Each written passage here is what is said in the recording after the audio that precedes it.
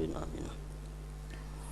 Bismillahirrahmanirrahim. Alhamdulillahi rabbil alamin, wassalatu wassalam ala asyrafil anbiya wal mursalin sayyidina maulana Muhammadin wa ala alihi wa sahbihi ajma'in. Qala al-musannif al-imam hujjatul Islam Abu Hamid al-Ghazali rahimahullah wa nafa'ana bi ulumihi fid darain amin. Ar-rabi'atu an ya umma mukhlisan lillahi azza wa jalla wa muaddiyan amanatullahi ta'ala bi taharatihi wa jami'i syuruti salatihi. Amma al-ikhlas fa bi an la ya'khudha 'alayha ujrah faqad amara Rasulullah sallallahu alaihi wasallam Utsman bin Abil As Ats-Tsaqafi wa qala ittakhidh mu'azzinan la ya'khudhu 'alal azani ajra bal azanu tariqun ila shalah fa hiya aula bi an la yu'khaza 'alaiha ajrun fa in akhadha rizqan min masjidin qad wuqifa 'ala man yaqumu bi imamatihi aw min as-sultan aw ahadin nas fala yuhkamu bi tahrimihi walakin ma huwa makruh wal karahiyatu fil fara'id ashaddu minha fit tarawih wa takunu ujratun lahu ala mudawamatihi ala huduril mawdi' wa muraqabatil masalihil masjid bi iqamatil jamaah la ala nafsis salah. Wa ammal amanah fa hiya taharatu batinan anil fisqi wal kaba'ir wal israri ala as-saghair bal mutarashshihu bil imamah yanbaghi ay yahtariza an zalika bi juhdihi fa innahu kal wafdi wasyafi'il qaum fa yanbaghi ay yakuna khairal qaum wa kadha at-taharatu zahiran anil hadathi wal khubuthi fa innahu la yattali'u alayhi siwa fa in tadhakkara fi asna'i salatihi hadatsan aw kharaja minhu rih fala yanbaghi ay yastahi bal ya'khudhu bi yadi man yaqrubu minhu wa yastakhlifuhu. Faqad tadhakkara Rasulullah sallallahu alaihi wasallam al-janabata fi asna'is salah fastakhlafa wastaghsala thumma raja'a wa dakhala bis salah ila akhir. Makna daripada kalam al-Imam Al-Ghazali tersebut adalah yang keempat, tugas-tugas yang mesti dilakukan oleh seorang imam sembahyang. Ia menjadi imam agar ikhlas karena Allah Azza wa Jalla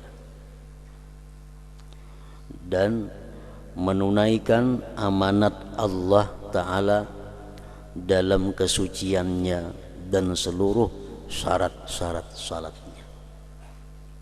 Jadi imam artinya mesti ikhlas dan mesti menunaikan segala syarat-syarat sah sembahyang.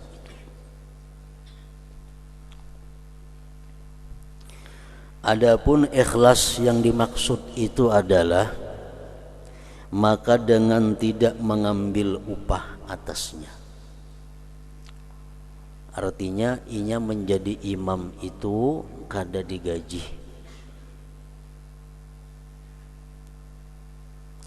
Rasulullah sallallahu alaihi wasallam telah memerintahkan kepada Utsman bin Abil As Ats-Tsaqafi.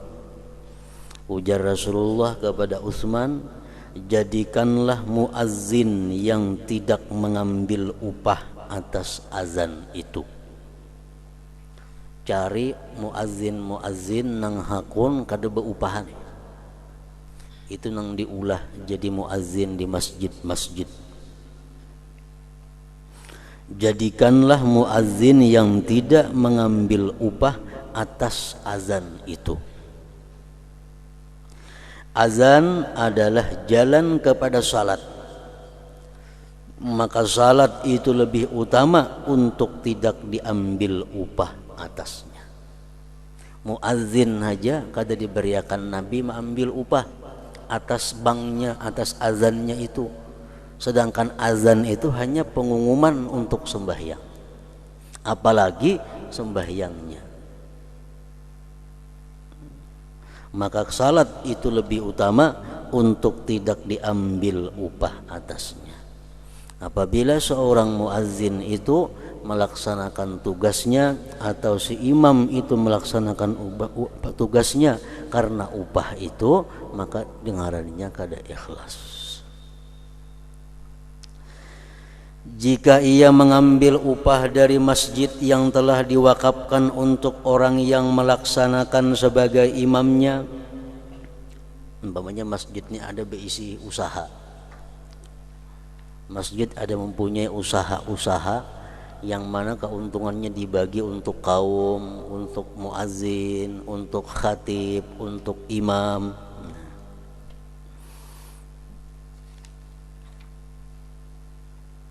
Jika ia mengambil upah dari masjid yang telah diwakafkan untuk orang yang melaksanakan sebagai imamnya, atau dari sultan, pemerintah membuat satu kebijakan bahwa imam-imam tetap di masjid itu digaji, diberi honor.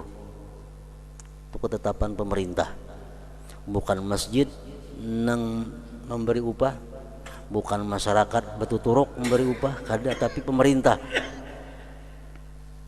atau perorangan manusia.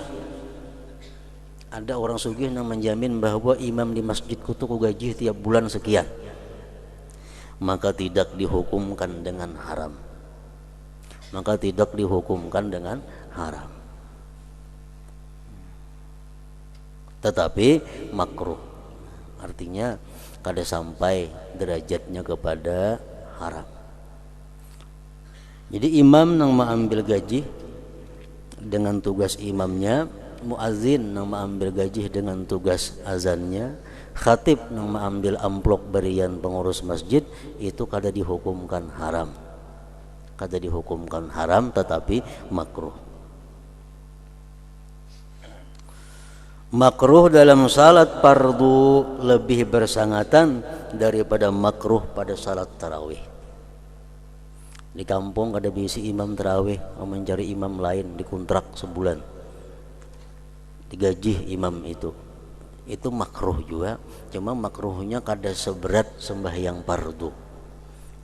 Makruh lebih inting daripada sembahyang fardu. Kalau sembahyang fardu itu imamnya bagaji, makruhnya lebih berat daripada makruh sembahyang sunat nang bagaji tadi.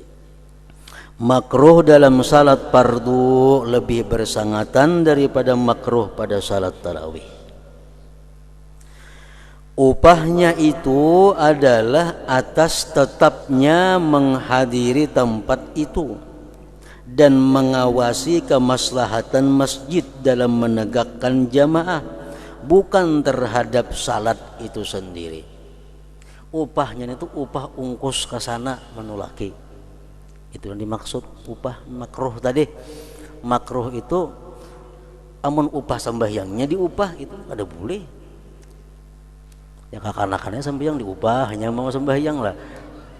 Nah, jadi upah itu kada sampai kepada haram, tetapi makruh itu upah untuk biaya menghadiri ke tempat itu, biaya mengawasi kemaslahatan jamaah di masjid itu. Nah, itu yang diupah, bukan terhadap salat itu sendiri. Amun sembahyangnya kada boleh diupah. Nah, jadi imam sembahyang mesti ikhlas, artinya melaksanakan tugas imamnya, jangan memandang kepada upah atau honor. Adapun amanah, imam mesti amanah orangnya.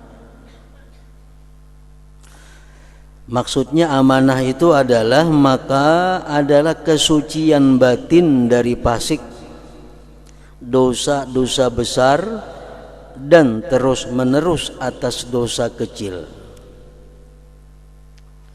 Jadi kalau kita ditugaskan orang menjadi imam, kita mesti menjaga diri, jangan sampai kita tergolong orang fasik. Itu amanah. Jangan sampai kita melakukan dosa besar atau mengekali dosa kecil. Karena kalau kita fasik, kita jadi imam, kasihan orang yang di belakang. Kita ngarannya khianat terhadap mereka, menculasi lawan mereka. Kan hukum mengatakan bahwa makruh kita mengikut imam yang fasik. Makruh sembahyang mengikut imam bila imamnya itu orangnya fasik. Fasik itu artinya adalah melakukan satu dosa besar yang dia belum tobat, atau sering kali melakukan dosa kecil tanpa diiringi tobat.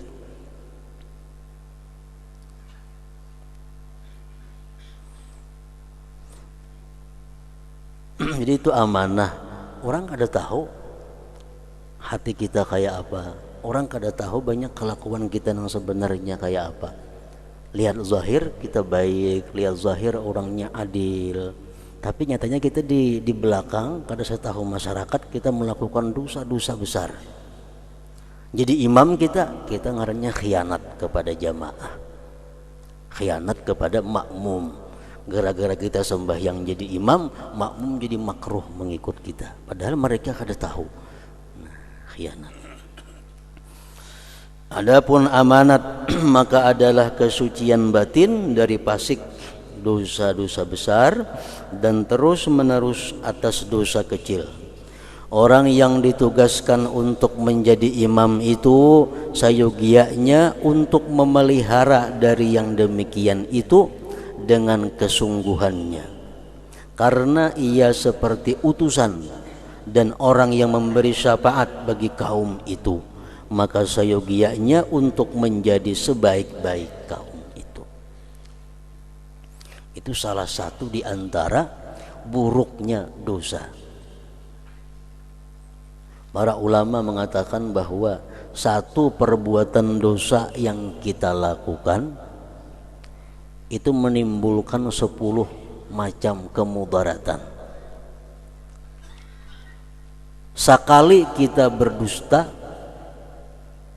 dengan tidak ada alasan yang benar, sekali kita berdusta dengan tidak ada uzur, maka satu kali dusta itu menyebabkan 10 mudarat bagi diri kita. Umpamanya dusta maksiatnya, sekali kita menggibah orang kita dapat 10 mudarat, 10 keaiban, 10 cacat pada diri kita. Asrul uyub lidan bil wahid, 10 dosa, 10 aib untuk satu dosa. Mereka mengatakan bahwa yang pertama, kalau kita melakukan satu dosa, umpamanya kita menggunjing orang, akibatnya apa? Satu, askhata khaliqah, kita membuat murka Allah,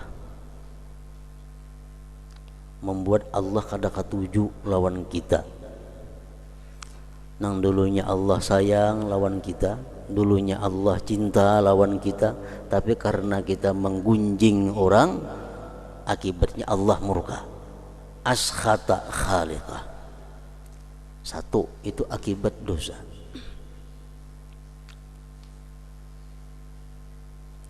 Yang kedua, farraha aduwallah, kita membuat gembira musuh Allah, iblis. Satu kali kita berdosa, satu kali kita menggunjing orang umpamanya, iblis gembira, musuh Allah senang.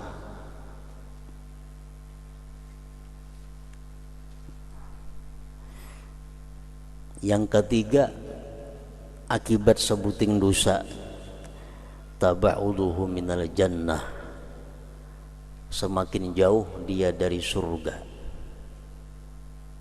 Asalnya surga lawan kita sakilan, gara-gara kita berbuat satu dosa jadi sadapa, nah, berjauh kita daripada surga. Yang keempat, qurbuhu min jahannam, paraknya kita daripada neraka. Asalnya lawan neraka sadapa, gara-gara kita berbuat satu dosa jadi berparak sakilan.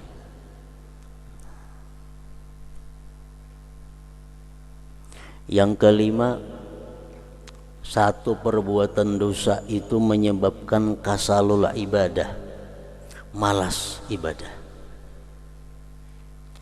Satu kali kita menggunjing orang, satu kali kita berbohong, itu mungkin membuat kita malas mengucapkan kalimat-kalimat yang baik, menyebabkan kita malas untuk berzikir kepada Allah, menyebabkan malas untuk bersolawat. Membaca zikir 1000 asa banyak banget sudah. Kenapa? Karena 1000 paling-paling perlu waktu 20 menit atau seperempat jam zikir. Tapi kita asa banyak banget 1000 itu malas. Kenapa? Karena mungkin ada dosa-dosa di mulut kita yang belum kita tobat daripadanya. Nah, satu dosa membuat malas beribadah. Yang keenam, tabauduhu min malaikatir rahmah, jauhnya dia daripada malaikat rahmat. Orang-orang yang menggunjing orang-orang yang berdusta itu sebenarnya mulutnya mengeluarkan bau yang sangat busuk, sehingga malaikat rahmah berjauh daripadanya.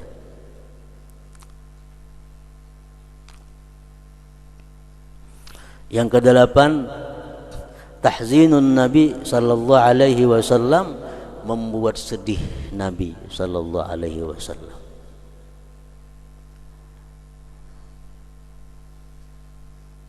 Setiap Senin dan Kamis ada hadis yang mengatakan bahwa setiap Senin dan Kamis amal perbuatan umat Nabi Muhammad ini ditampayakan lawan Nabi kita.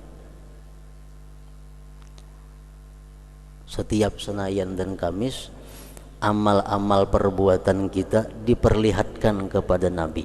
Nah, wahai Muhammad, amal tingkah laku perbuatan umat engkau. Apabila Nabi melihat bahwa umatnya melakukan ketaatan ibadat, Nabi kita senang. Bila melihat umatnya melakukan hal-hal yang maksiat, Nabi kita huzun, sedih. Satu perbuatan dosa yang kita lakukan itu membuat duka cita Rasulullah sallallahu alaihi wasallam. Yang kesembilan,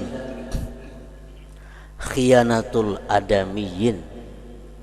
Perbuatan dosa itu adalah kita berkhianat kepada manusia. Yang tadi maksudnya kita jadi imam, orang kada tahu apa kelakuan kita sebenarnya. Diberabai baik kelakuannya, adil kelakuannya, tapi sudah dibanjir maka kelakuannya bilang luar biasa umpamanya. Ini benakal keluar orang ini di kampung pina adil bagus di kampung, tapi di luar kampung sarabanya mau.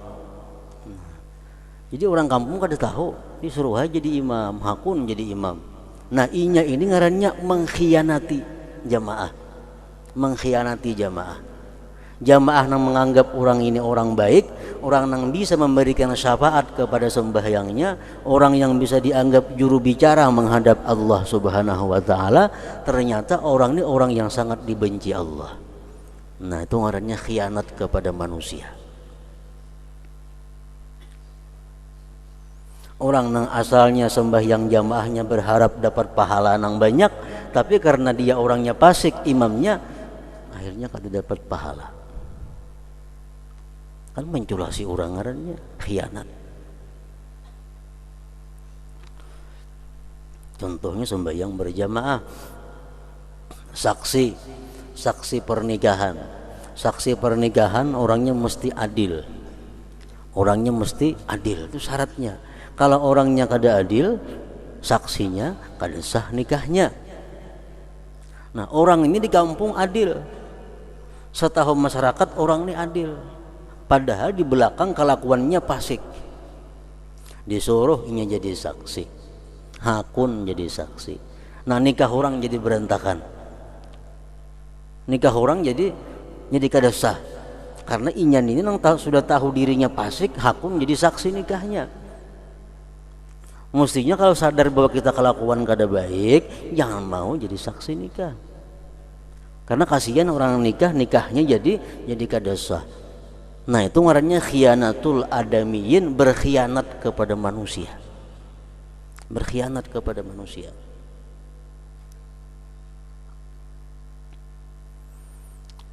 Yang ke-10, khianatu jami'il khalaik, dia bukan hanya berkhianat kepada manusia, tapi berkhianat kepada seluruh makhluk Allah Subhanahu wa ta'ala. Kenapa? Karena satu perbuatan maksiat itu bisa mengundang bala dan azab Allah Subhanahu wa ta'ala. Satu maksiat yang kita lakukan itu bisa mengundang azab Allah. Dan azab Allah ini iza nazala amma, bila mana turun umum. Inya kana orang yang baik-baik pun umpat kana gara-gara inya. Nah, jadi ngarannya perbuatan maksiat itu pelakunya ini berkhianat juga kepada seluruh makhluk-makhluk Allah. Karena bala itu ayam orang jadi matian, kambing orang jadi matian. Karena bala itu manusia jadi sengsara. Padahal gara-gara inya nang melakukan perbuatan dosa. Nah, khianat kepada seluruh makhluk. Jadi satu perbuatan dosa mendatangkan 10 kemudaratan. 10. Jadi seorang yang ditugaskan menjadi imam dituntut untuk menjaga diri, jangan sampai dia khianat kepada jamaahnya, khianat kepada makmum, yaitu menjaga diri daripada hal-hal yang membuat dia fasik.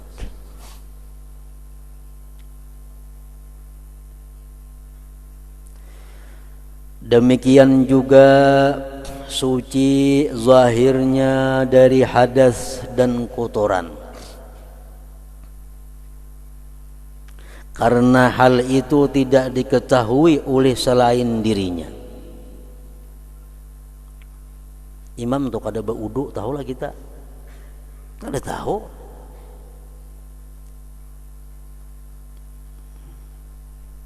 Imam di awaknya ada najis, kita kada tahu. Nah, jadi seorang imam ini hendaknya menjaga dirinya daripada hadas dan najis, karena hal itu tidak diketahui oleh selain dirinya.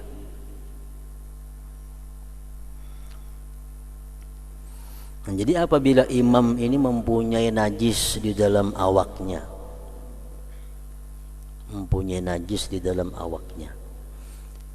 sudah tuntung sembahyang hanyar tahu apakah baik diumumkan atau kada oleh imam nih, tergantung najisnya.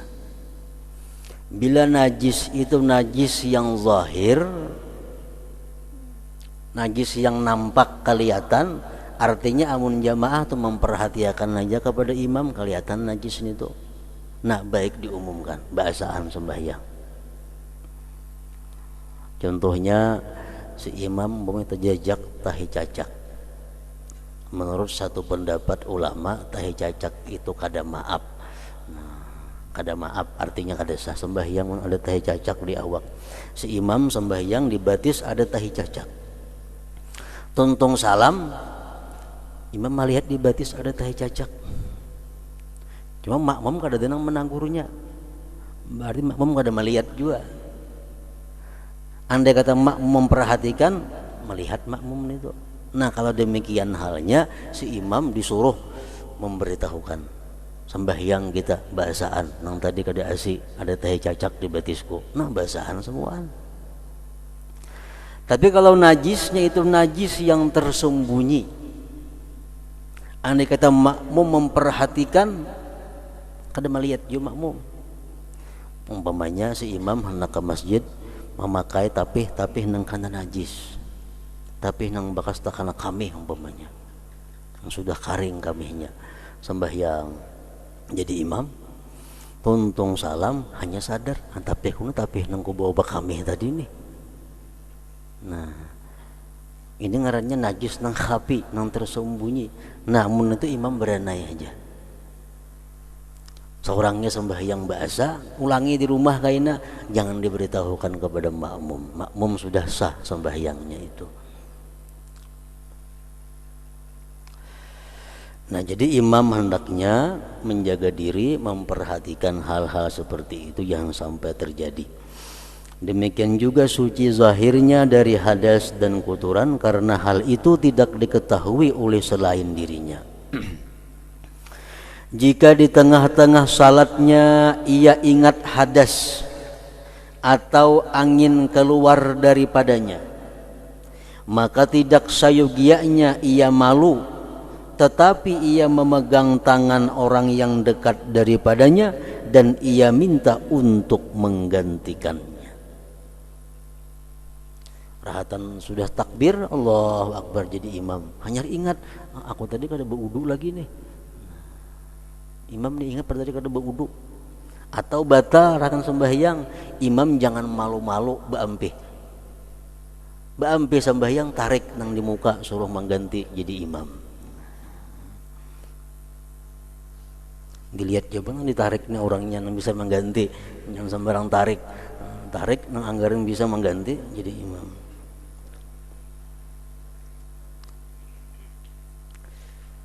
Maka tidak sayogianya ia malu, tetapi ia memegang tangan orang yang dekat daripadanya dan ia minta untuk menggantikannya. Najis kayak itu juga perhatian tengah sembahyang ingat, nah tapi nang benajis tadi nah nunggu pakai sembahyang batal sembahyangnya. Amunnya kau macul tapi nya menjawab suluk misalnya sembahyangnya imam selawar panjang selawar katuk betape ingat nah tapi najis nih pacul tapi bakatok lagi sembahyang jadi imam ada apa-apa nih tuh. Amun kau macul tapi nya itu, tapi jangan lambat, segera memaculnya itu.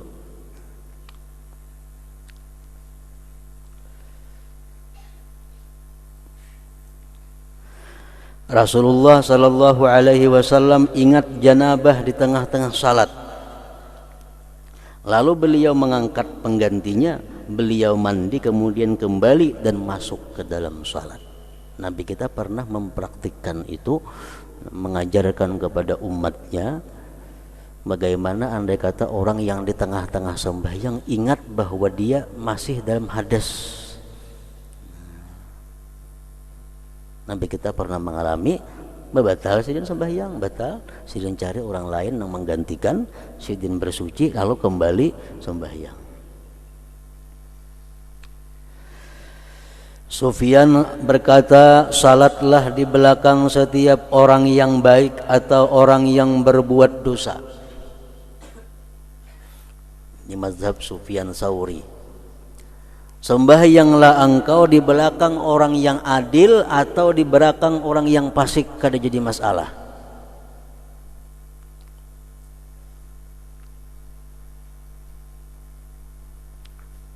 Salatlah di belakang setiap orang yang baik atau orang yang berbuat dosa. Artinya sembahyang fardu nang penting berjamaah, imamnya adil kah fasik kah kada jadi masalah. Ini pendapat Sufyan Ats-Tsauri. Kecuali orang yang selalu minum khamar, nah imamnya ketujuh minum arak kada kau diikuti, atau orang yang terang-terangan berbuat fasik, nah, sidin tu ketujuh terang-terangan berbuat dosa kada kau diikut, atau orang yang durhaka kepada dua orang tuanya kada kau diikut, atau pelaku bid'ah, pelaku ajaran-ajaran yang sesat, atau hamba sahaya yang melarikan diri daripada tuannya. Nah, kecuali itu jangan diikut kalau menjadi imam. Kalau fasik-fasik yang lain, ujar Sufyan Tsauri, ikuti. Nah, di dalam mazhab Syafi'i, Sufyan Tsauri ini mazhab tersendiri, beliau imam mazhab juga. Mazhab yang kelima Sufyan Tsauri. Ada mazhab Hanafi, mazhab Maliki, mazhab Syafi'i, mazhab Hambali, mazhab Sufyan Ats-Tsauri. Dalam Ihya Ulumuddinnya ada 5 mazhab itu disebutkan. Nah, kalau mazhab Syafi'i ada terbagi 2 kelompok ulama pendapat. Kalau imam itu fasik kayak apa? Ada pendapat yang mengatakan lebih baik sembahyang mengikut orang fasik daripada sembahyang fardu saurangan.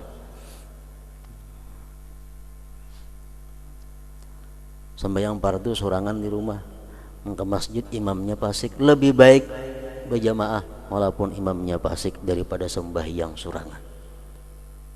Ini pendapat yang kuat. Ada pendapat lagi mengatakan bahwa lebih baik sembahyang surangan daripada imam kalau imamnya itu fasik. Yang pertama tadi yang bagus diikuti. Lebih baik kita sembahyang mengikut orang fasik daripada sembahyang sendirian.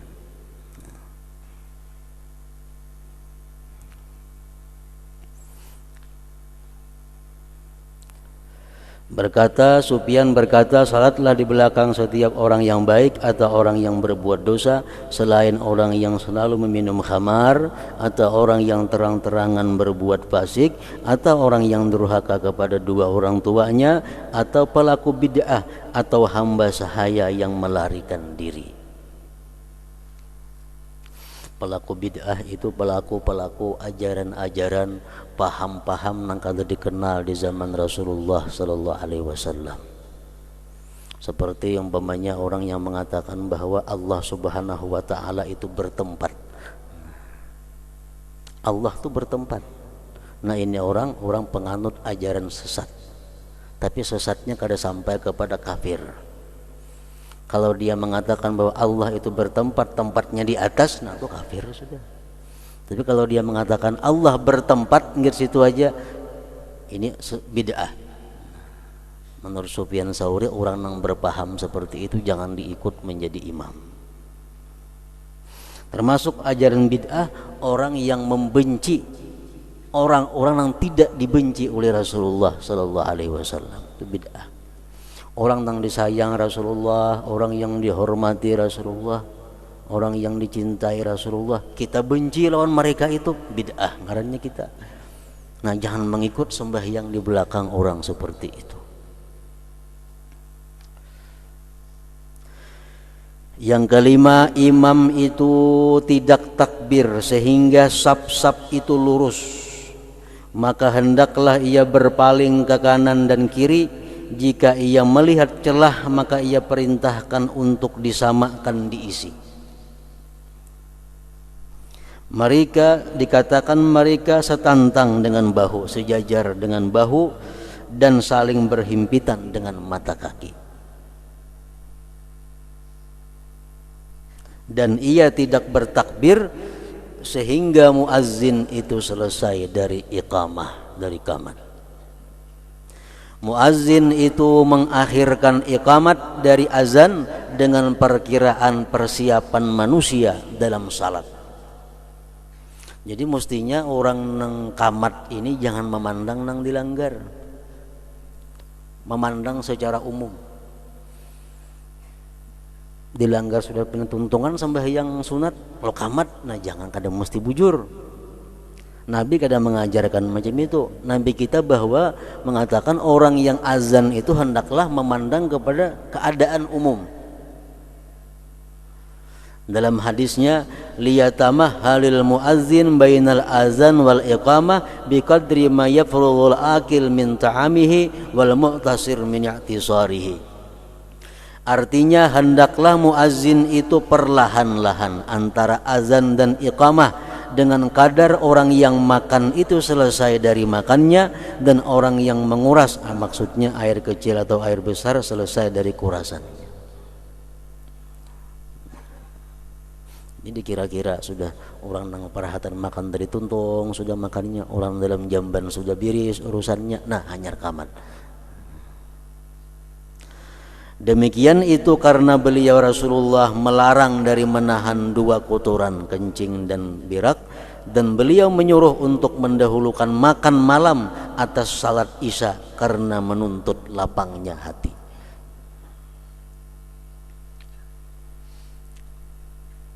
Yang keenam, tugas imam adalah ia mengeraskan suaranya dengan takbiratul ihram dan seluruh takbir-takbir yang lain. Dan makmum tidak mengeraskan suaranya kecuali sekadar apa yang mendengarkan kepada dirinya. Makmum cukup segan seorang mendengar. Imam mesti nyaring takbiratul ihram, takbir intiqal dan lain-lainnya. Dan imam berniat menjadi imam agar ia memperoleh keutamaan. Imam supaya dapat pahala jamaah nang 27 mesti berniat menjadi imam. Jika si imam tidak berniat maka salatnya sah dan salat kaum apabila mereka berniat makmum dan mereka memperoleh keutamaan makmum, sedangkan imam tidak memperoleh keutamaan imam. Imam pamannya kada berniat jadi imam. Usalli pada zuhur, Allahu Akbar. Imam kada berniat jadi imam, sedangkan nang di belakang orang berniat jadi makmum inya. Nah, makmum nang di belakang sempurna dapat 27. Imam kada dapat, kenapa? Karena inya kada berniat jadi imam.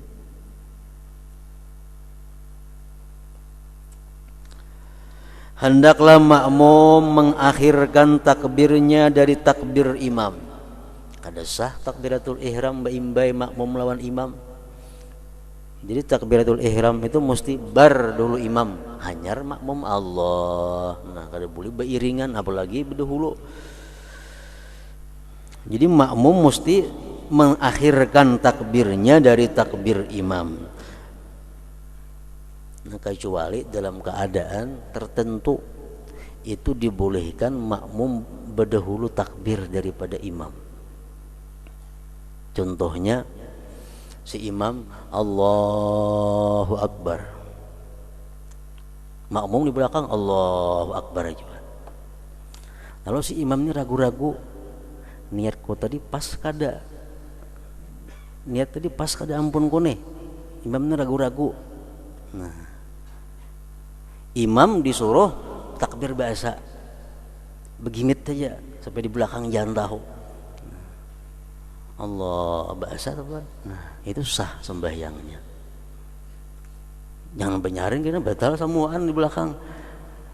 Supaya seorang aja mendengar. Nah, itu macam itu. Jadi ada takbir ihram nang berdahulu makmum daripada imam ya macam itu.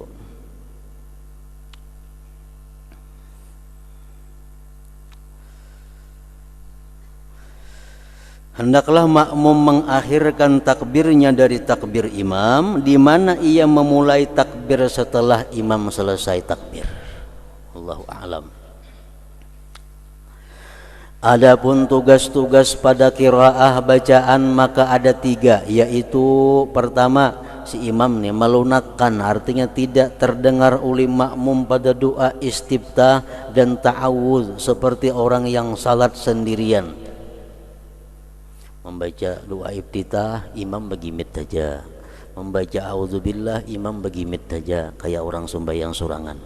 Dan ia imam mengeraskan menyaringkan Al-Fatihah dan surat setelah Al-Fatihah pada sekalian salat subuh 2 rakaat yang pertama pada salat isya dan maghrib. Demikian juga orang yang salat sendirian. Sembahyang subuh surangan benyaring kita kedua-duanya, kedua rakaatnya. Sembahyang isya saurangan 2 rakaat pertama benyaring, 2 rakaat terakhir begimit. Dan imam mengeraskan ucapan amin pada salat jahriyah. Jahriyah artinya maghrib, isya dan subuh. Imam benyaring juga amin. Demikian juga makmum. Dan makmum membersamakan bacaan aminnya dengan amin imam.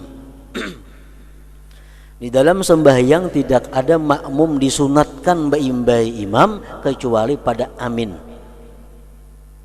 Ruku baimbai imam makruh, sujud baimbai imam makruh. Tapi kalau amin baimbai sunat.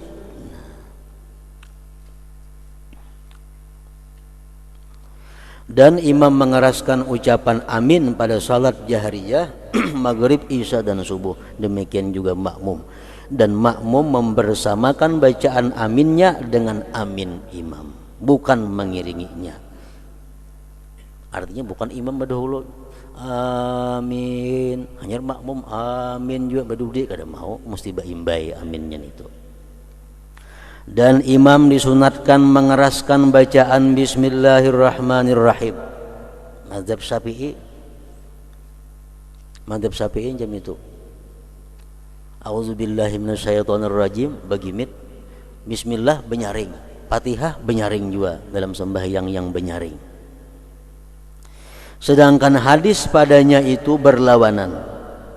Hadis ada yang mengatakan Bismillah itu begimit saja. Jadi a'udzubillahi minasyaitonirrajim. Bismillahirrahmanirrahim. Alhamdulillahirabbil alamin. Nah, alhamdulillahnya benyaring. Itu ada hadis macam itu. Ada juga hadis yang mengatakan benyaring kedua-duanya, mulai bismillah benyaring sampai seterusnya. Dan Al-Imam Syafi'i radhiyallahu anhu memilih pengerasan basmalah itu. Mazhab kita memilih bismillahnya benyaring juga sampai Fatihahnya. Yang kedua, tugas bacaan imam adalah imam dalam berdirinya mempunyai 3 kali diam. Demikianlah meriwayatkan Samurah ibnu Jundubin dan Imran ibn al-Husain dari Rasulullah sallallahu alaihi wasallam. 3 kali diam dalam berdiri. Yang pertama adalah setelah ia bertakbir, dan ini yang terpanjang diamnya. Sekira-kira orang yang di belakangnya makmum itu membaca Fatihatul Kitab, dan itu adalah waktu imam membaca doa iftitah.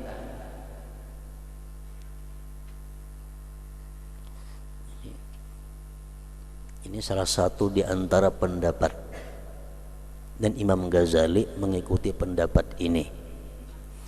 Jadi si imam Allahu Akbar, takbiratul ihram. Makmum Allahu Akbar, takbiratul ihram. Nah, si imam membaca iftitah, makmum membaca Fatihah. Makmum membaca Fatihah.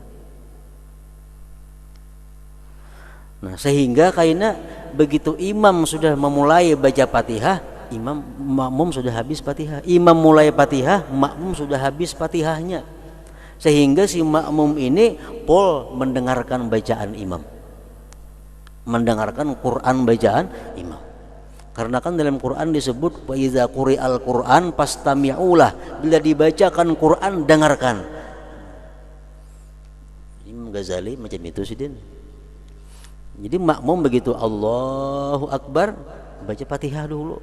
Imam rahatan membaca iftitah, makmum membaca Fatihah. Tuntung kita Fatihah, imam tuntung iftitah, imam mulai bismillahirrahmanirrahim, alhamdulillah, kita makmum mendengarkan bacaan imam. Nah, kayak itu. Ada juga pendapat ulama yang mutaakhirin pendapatnya bahwa imam takbiratul ihram, makmum takbiratul ihram sama-sama membaca iftitah. Sama-sama membaca iftitah. Tuntung baca iftitah, imam baca Fatihah. Imam baca Fatihah, makmum mendengarkan. Tuntung si imam baca Fatihah, imam disuruh beranai. Jangan langsung baca surah. Imam suruh beranai sakadar makmum sawat membaca Fatihah dalam beranai itu. Nah, dikira-kira makmum ini sudah tuntung baca Fatihah, hanya imam baca surah. Nah, itu nang tak pakai di tempat kita ini. Itu nang kebanyakan berlaku. Namun macam ini jarang, macam di kitab nih.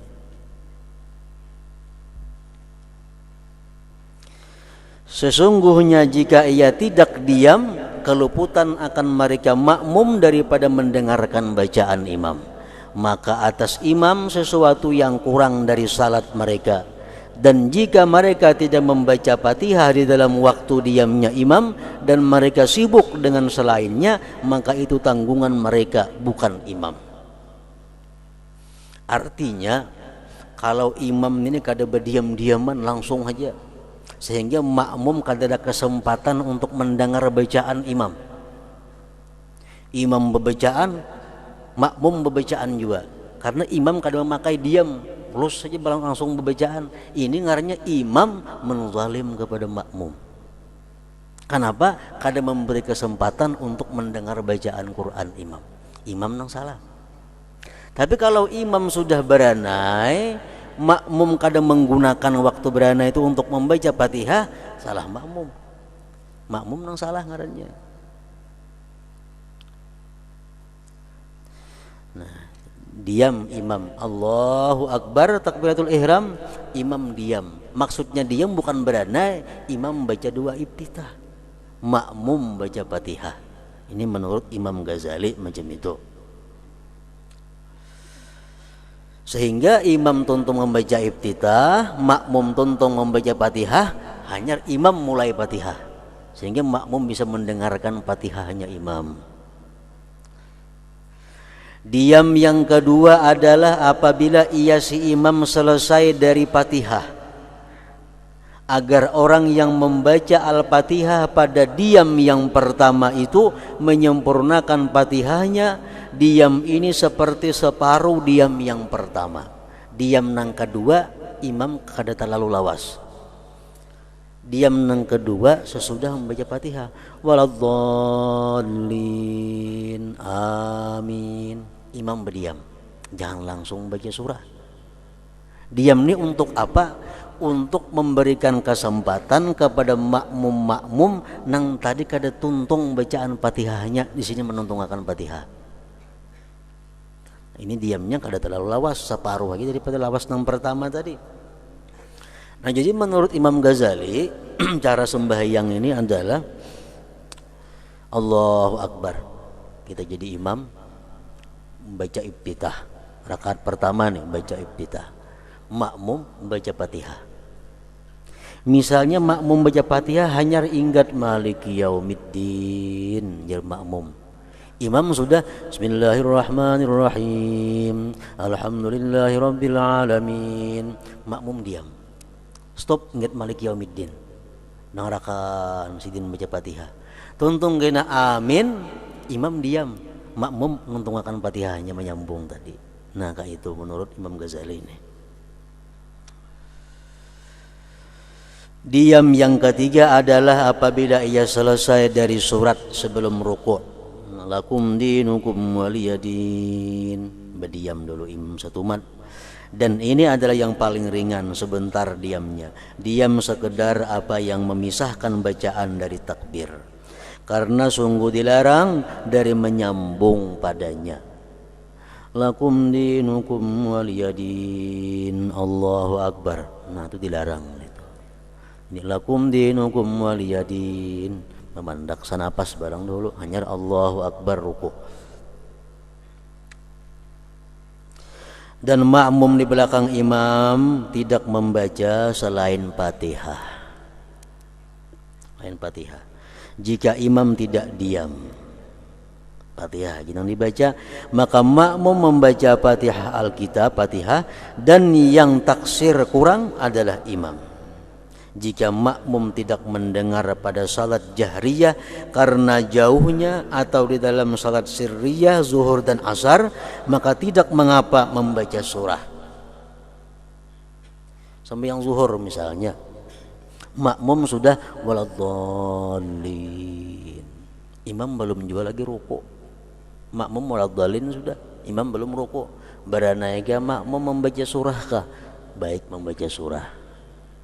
Seapa ta'ulihi bila imam ruku. Itu untuk rakaat yang pertama dan kedua. Ketiga keempat kada usah lagi itu. Karena kada disuruh bersurah rakaat keempat ketiga itu, nang disuruh bersurah ini rakaat pertama dan kedua. Sembahyang maghrib kah, isya kah, subuh kah, kita misal jauh daripada imam, kada mendengar bacaan imam, kadang-kadang ngaran bacaan imam. Tuntung sudah kita membaca Fatihah, imam belum ruku, jangan beranai kita sambung Quran nang apa kan nang bisa. Supaya jangan ada berdiam beranai dalam sembahyang. Tapi kalau kita mendengar bacaan imam, nah kada boleh kecuali Fatihah nang kita baca. Kalau kita mendengar bacaan imam. Nah, kemudian yang ketiga, ia membaca pada salat subuh.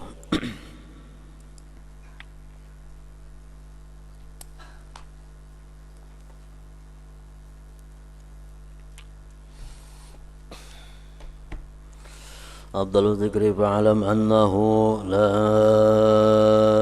إله إلا الله